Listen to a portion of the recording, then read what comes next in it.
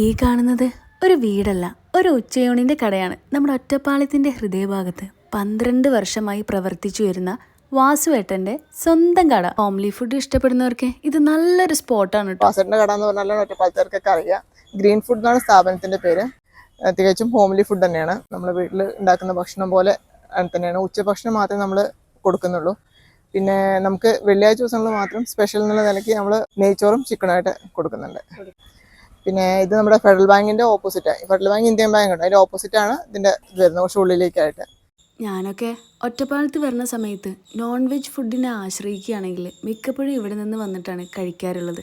അതുമാത്രമല്ല, ഒറ്റപ്പാലത്ത് ബാങ്ക് ജീവനക്കാരും സാധാരണക്കാരും എല്ലാവരും കഴിക്കുന്ന ഒരു ഹോംലി ഫുഡിൻ്റെ ഒരു സ്പോട്ടാണിത്. ഊണ് കഴിഞ്ഞാൽ ഊണിൻ്റെ സൈഡിലായിട്ട് ഒരു കുഞ്ഞൻ പാത്രത്തിൽ ചക്ക പായസം തരും. അതുകൊണ്ട് തന്നെയാണ് എനിക്കിതൊരു ഫേവറേറ്റ് സ്പോട്ടായി മാറിയത്.